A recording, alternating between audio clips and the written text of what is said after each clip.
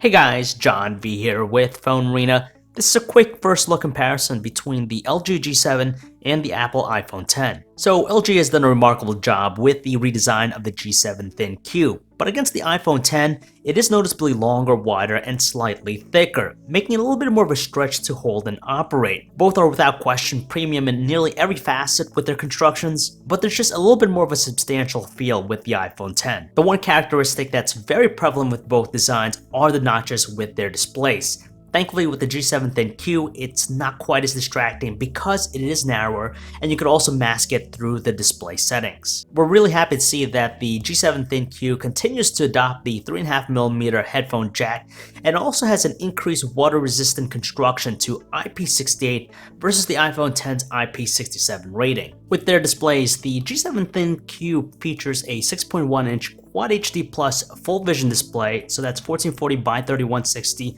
while the iPhone X has a 5.8-inch Super Retina OLED display at 1125 by 2436 pixels. Yes, there's an advantage to the G7 ThinQ in terms of pixel density, but in all fairness, they both look extremely detailed, especially from normal distances. And they both have really nice thin bezels around their displays. It's really tough for us to say which one we like better because they do have some really great qualities like their punchy colors and wide viewing angles. Android versus iOS, it's a timeless comparison. If you're after a simple, straightforward experience, then go with the iPhone X. If not, if you want a little bit more functionality, flexibility, go with the LG G7 ThinQ because you're going to find things like the knock-on feature, you have the always-on display, and that floating bar. And also, LG introduces us to this notion of having this artificial intelligence integration, and you see in things like the camera, the voice integration, and home appliances. When it comes to their processing power, the iPhone X features an A11 Bionic chip, while the LG G7 ThinQ features the Qualcomm Snapdragon 845 chip with 4GB of RAM. Now, in terms of the basic functionality, they both exhibit really good responses, although we will say that the iPhone X seems to have a little bit more snappiness, but don't count out the LG G7 ThinQ and that Snapdragon 845 because you know it's going to handle pretty much anything you throw at it. The iPhone X is available in different storage capacities, but you can't expand that, whereas with the G7 ThinQ, it has 64GB of internal capacity, and then you also have the micro SD card slot. Dual cameras are all the rage, so it's no surprise you have them here. With the iPhone X, it features a pair of 12-megapixel cameras, while the G7 ThinQ has a pair of 16-megapixel ones. Obviously, they're going to be able to capture some really cool-looking portrait shots where you have the background blown out.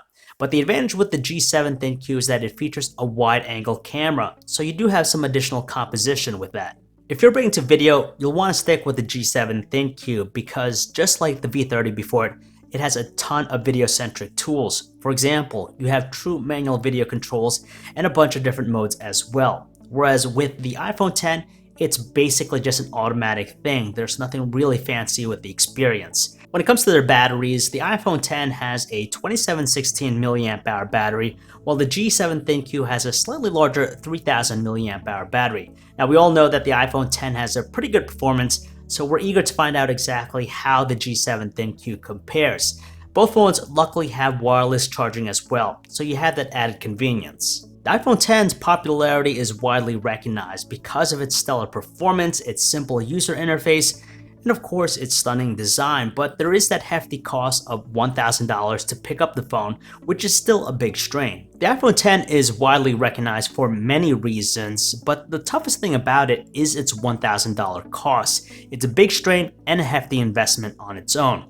Conversely though, we don't know the pricing of the G7 ThinQ, but we're hoping it's going to be somewhere around $700 to $800 to really undercut its competition. And that is it for this quick comparison between the G7 ThinQ and the iPhone X. If you guys want to learn more about either handset, you can check out our website, PhoneArena.com. This is John V, signing off.